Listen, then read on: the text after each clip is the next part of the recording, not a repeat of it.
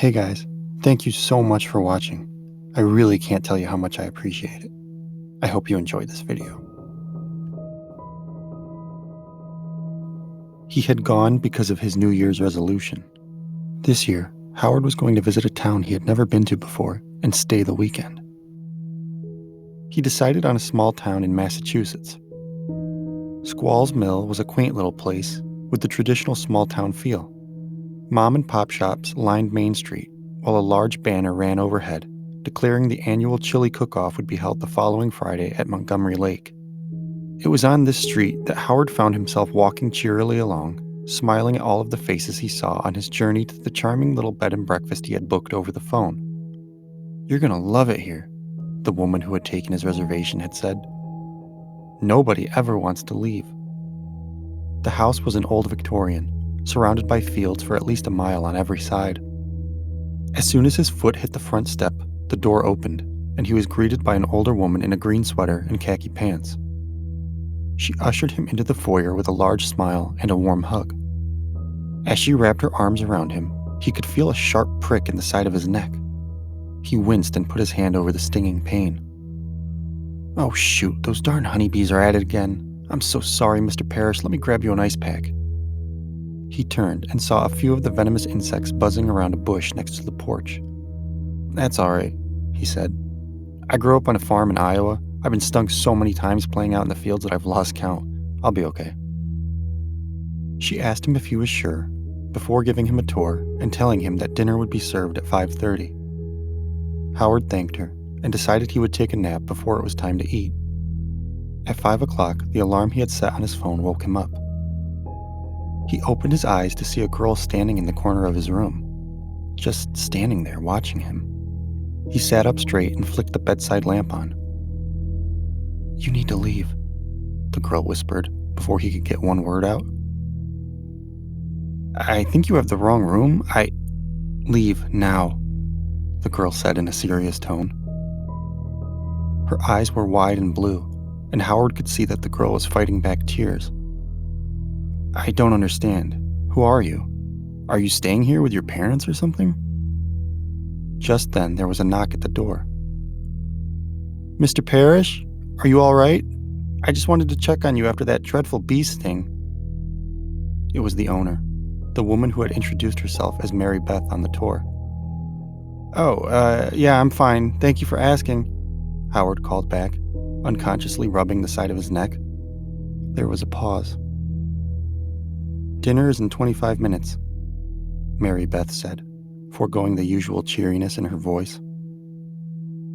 He could hear the faint sound of footsteps as the old woman went downstairs. He turned back to the corner to tell the girl that she needed to leave his room, but she was no longer there. "What in the hell?" he muttered to himself as he got out of bed, heading towards his bathroom. After showering and changing into different clothes, Howard made his way down to the dining room. The delicious smell of rosemary and turkey filled the air, making his stomach sing like a whale. He sat down at the table and unfolded his napkin across his lap. The table was set for two, which seemed kind of odd, considering the girl that was in his room must have been eating with them, right? And what about her parents? Mary Beth emerged from the kitchen, carrying a small tub filled with the source of the mouth-watering smell. "I hope you're hungry," she said as she placed the large pot down onto the table. "Starving," Howard said, smiling to himself. They both dug in, filling up on a dinner fit for a king. Turkey, mashed potatoes, green beans. Everything was delicious, and by the time Howard had finished, he wasn't sure he could eat any of the peach cobbler his host had placed in front of him. "You have to try at least one bite," she said with a large grin on her face. "The honey is fresh, made right here. I got it this morning from one of the hives." "You're a beekeeper?" he asked. "Well, sort of. My husband, when he was alive, had a whole apiary out back. That's where the bees are kept. And he would put on that silly spacesuit and go collect the honey. I was never too keen on it myself, but I've kept a little hive going in honor of Walter, God rest his soul. It seems you met one of our little workers earlier." Howard laughed a little and nodded. "Yeah, I did, didn't I?" He shook his head and smiled. "Oh, I wanted to ask. Will the others be joining us at any point tonight? Mary Beth looked at him, obvious confusion on her face. Others? She asked. She had begun picking up the dirty dishes, and Howard handed her his used dinner plate. Yeah, I met someone's daughter, or granddaughter, I suppose. I think she had entered my room by mistake, because when I woke up, she was standing in the corner of my room. Mary Beth walked the dishes into the kitchen. Oh, no, not tonight. I think they had made other arrangements, I'm afraid. She called out over the sound of the sink. Oh, huh. Well, can I help you clean up? It's the least I can do after that lovely dinner. No. You go relax. I've got this all taken care of down here, Mr. Parish. Please, call me Howard, he said. And are you sure? I don't mind at all. Of course I'm sure, Howard. You go on and get some rest, she said with a smile. Howard thanked her again for dinner and then made his way upstairs to his room. He planned on reading for at least an hour, but by the time he closed the door to his bedroom and unbuttoned his shirt, he was already beginning to feel sleepy. Must have been all that turkey, he thought, unfastening the last button on his shirt before laying down in bed. He was asleep the moment his head hit the pillow. Get up, he grumbled and turned onto his side. You need to wake up. Howard opened his eyes and looked at his phone. 2:58 a.m. Who's there? He said, looking around the empty room. Nothing. Just the still, full darkness one can only see out in the country, with no streetlights or buildings nearby to pierce the veil of night. Whoa. His head felt like it was full of cotton.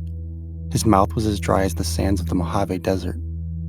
It reminded him of how he felt after he got his wisdom teeth removed, and he had taken some strong pain medication. The door to his room creaked open, and he turned to face it. A hooded figure entered the room. There was no face visible, only a pair of glasses within the blackness, barely visible with the pale moonlight glinting off of them. Hello? He said, fear spiking in his body and beginning to clear some of the fog. I didn't understand at first how you woke up. I gave you enough venom to put any normal man 6 feet under. But you just didn't die. Howard ran his hand over his face, realizing now that he was in danger. He could feel the adrenaline dump into his body as it prepared him for fight or flight. Then it hit me. What you had said about growing up on a farm? You were stung by bees so many times, you built up an immunity. Howard struggled to pull himself out of the bed. His arms still felt like he had been bench pressing an elephant, too tired and limp to be of much use. His legs didn't want to respond to his brain's commands either, so instead of jumping out of bed, he spilled out onto the floor, smacking the side of his head on the cracked wood. No matter. I've got enough for you now, my friend, and this time, it's going to work. A long, hypodermic needle glinted in the moonlight. The figure lunged at him. He tried to kick out at the intruder's legs, but it was no use. His own legs were still asleep, still too immobilized from whatever Mary Beth had drugged him with at dinner. It was right then when another, smaller figure emerged from the shadows. Mary Beth screamed as the needle was plunged backwards, deep into her own neck. Howard crawled back as best he could as Mary Beth began to claw at her neck, trying to remove the syringe that was sticking out of it. Her hood had fallen down, and now he could see her face. It was twisted in agony as she screamed in delirious pain, spit flying from her mouth in small beads as she pulled in ragged breaths. She must be having an allergic reaction, Howard thought to himself as he continued to drag his body back towards the wall. Mary Beth continued to struggle when the smaller figure approached, kneeling down beside his still limp legs. You need to leave, the small girl from before said. Go now. Howard nodded, grabbing the side of the bed. Come on, he cried out, barely managing to stand on his own 2 feet. The girl placed her arm around his waist, draping his arm over her shoulders. She helped him out of the room as Mary Beth's dreadful dying gasps echoed throughout the house. She took him all the way to the front door, pausing at the threshold. Why are you stopping? Aren't you coming? Howard asked, leaning against the door frame. The girl just shook her head before waving her hand in goodbye. Howard was about to plead with her, demanding that she leave this house of horrors, when just like before, she was gone. He paused before turning and hobbling in the direction of the road. It was 6 weeks later when he read about what happened online. Mary Beth Connolly was found dead in her bed and breakfast, dying from a lethal dose of bee venom. When the police looked into the odd death, they had come across the body of a man and woman in the basement, along with that of 12-year-old Abigail Hudson. In addition, the remains of Walter Connolly were found buried on the property, behind the apiary. No explanation was given as to why Mary Beth Connolly murdered her husband and a small family, but everyone in Squalls Mill has their theories. As for Howard Parish, he remains content to have just survived the night and has no plans to ever make another New Year's resolution again.